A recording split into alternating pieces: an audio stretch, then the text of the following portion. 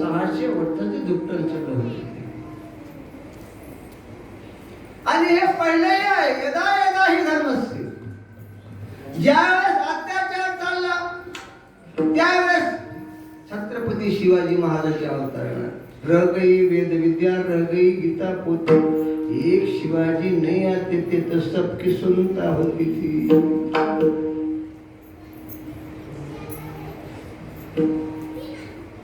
ते जन्म घेत नाहीत, अवतार घेत असतात. त्याला आपण प्रार्थना केली असते.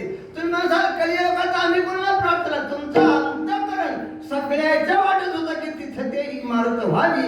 याच्याकरता इतक्या संत मंत योगी यागी तपस्याच्या हातात इथपर्यंत पोहोचल्या. म्हणून हे योग यावं लागला. त्याच्यात त्याला सगळंच वातावरण निर्माण करावं लागलं. कोरोना आणावं लागला, लॉकडाऊन करावं लागला, सगळे वाहनं बंद करावं लागले. मग इथंच पूजा करायची.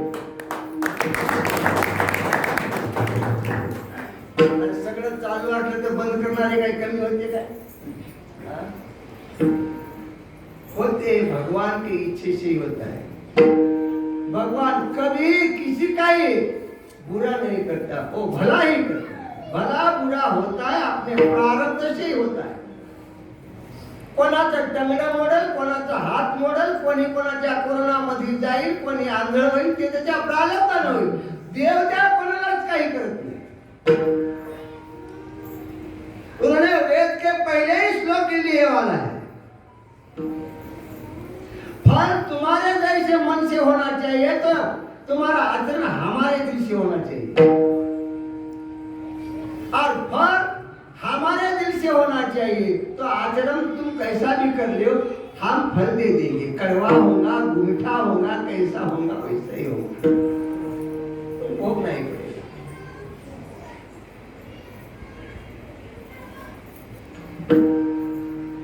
बर, देवानं अवतार घ्यायला लावले आपलं, हे तरी सिद्ध झालं.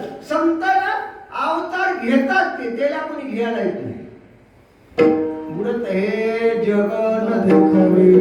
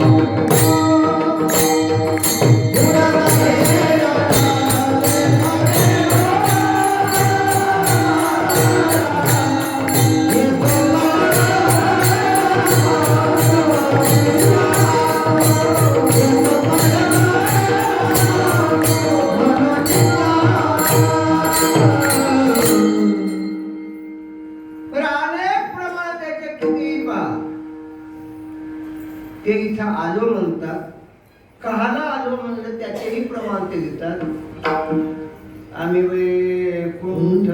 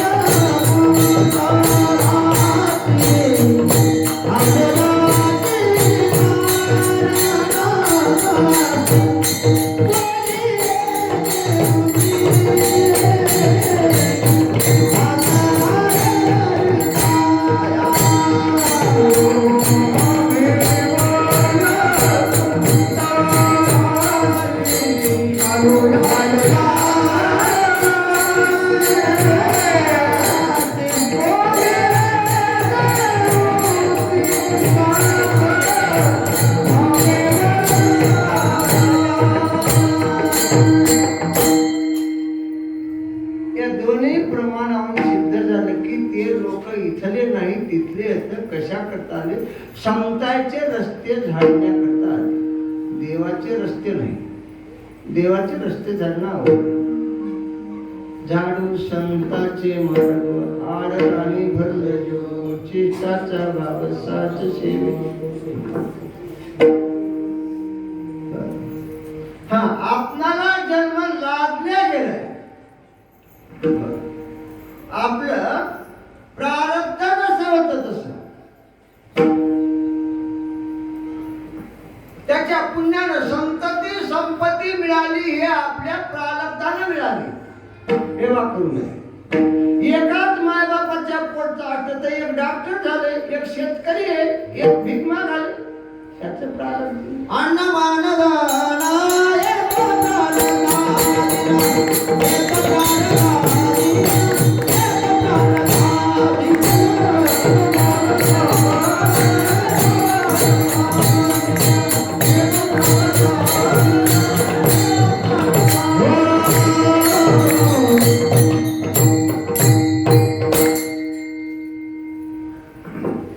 त्याच्यानुसार नाईलाज आहे. इथं आपला काहीही अधिकार चलत नाही. हेच पाहिजे म्हणायचं. हा अनेक प्रमाणे त्याच्या पाठीमागे आपल्याला मिळतील समाधान मानण्याकरता. मनुष्य एवढे मिळाले ना अतिउत्तम. हिंदुस्थानात मिळाले ना अतिउत्तम. संप्रदायाच्या आवरणामध्ये मिळाले ना इकडे कधी मध्ये यायला भेटते.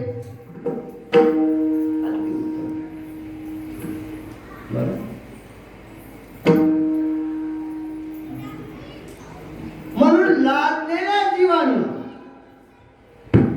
कर्म चालू असावं. कर्म करताना वर्म चुकू देऊ नये. पण जे आहे ते भोगण्याकरता तत्पर असावं. जे जे लिहिले संचिती ते ते न चुके कल्पांती.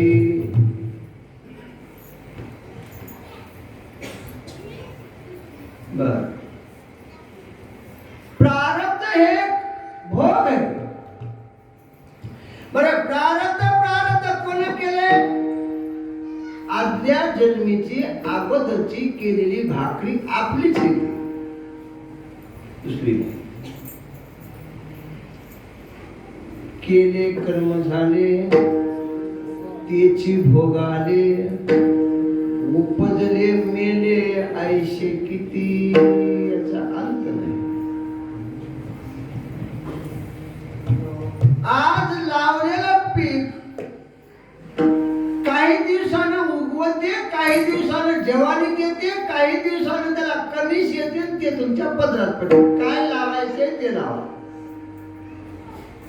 जेने लागला एरंडा ऊस माघाव कोण्या तोंडा.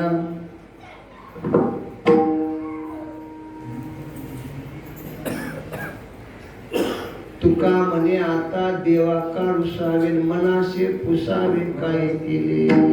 पेरी कडू जिरे मागे अमृत फळे अर्क वृक्षा केळे कैसे येती.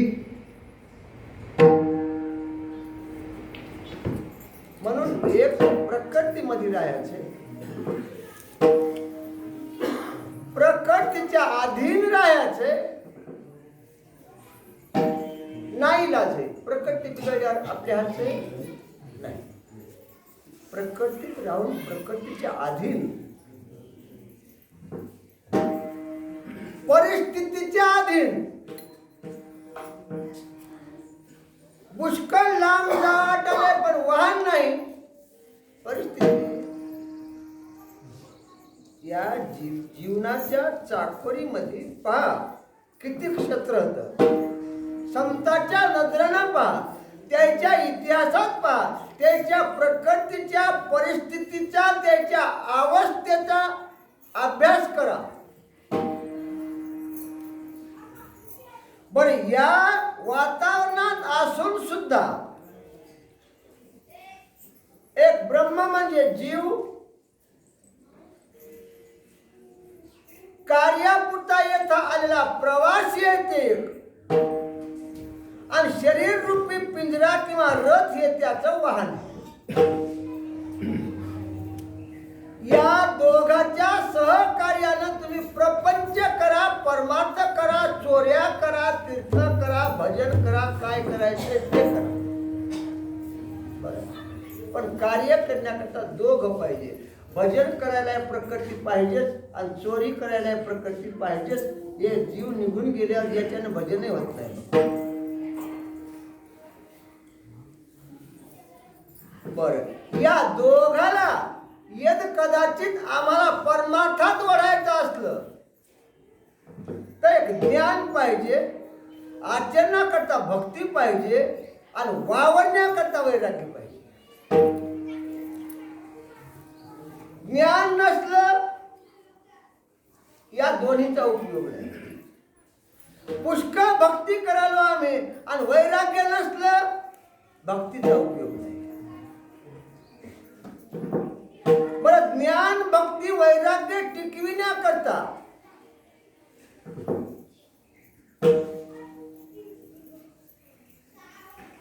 याच्यात आम्हाला जे 4 पुरुषार्थ असतात त्या पुरुषार्थाकडे धर्म करावा लागेल. धर्म करण्याकरता अर्थ लागेल. धर्म अर्थ दोन्ही टिकून तिकडं प्रवृत्ती राहण्याकरता काम ताब्यात ठेवावं लागेल. चालूचं बटन दाबा म्हणजे काय समोरच्याला कळते, बाकी काय करू नका. संध्याकाळच्या कार्यक्रमाची वड असेल. हे तिन्ही जर परीक्षा पास झाल्या तर नंतर मोक्ष, आधी नाही. धर्म, अर्थ आणि काम. बाळ ब्रह्मचारी असताना जर कामात वासना गुंतली तर जन्म घेणे लागे नाही लागत. ते एक हत्यार इतकं दांडगं वासनेचं सगळ्याचा चुरारा करते आणि आपलं वर्चस्व सगळ्याच्या वरती. मोठे मोठे फसले. आपल्या खडपड्याची काय कथा आहे. म्हणून संत संप्रदायानं प्रपंचिक होऊन लेकरं बाळ करून बायका सांभाळून इंद्रियाला ज्याचा त्याला भोग देऊन परमार्थाकडे चित्त लावण्याचा प्रयत्न केलाय. का तर या क्षेत्रात राहत तसं राहणं अवघड आहे.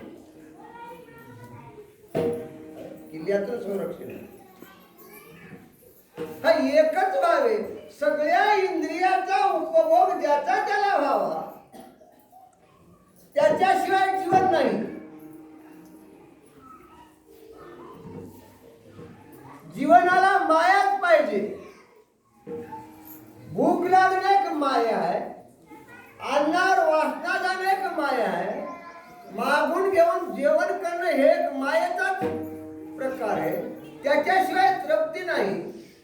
ज्याची तृप्ती त्यालाच होते. नुसतं स्वयंपाकाचं नाव घेतलं तरी तृप्ती होत नाही. स्वयंपाक डोळ्यानं पाहिला तरी तृप्ती होत नाही. स्वयंपाकाचे नाव कानानं ऐकले तरी पोट भरत नाही.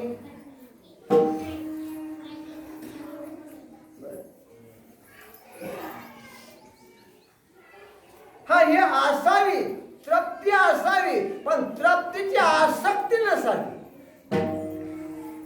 हे जीवाच्या आयुष्याच्या भ्रमणामध्ये तृप्तीची आसक्ती नकोय. तृप्ती पूर्ण कोणाची होत नाही, झालीही नाही. 80,000 बायका भोगणाऱ्याची झाली नाही.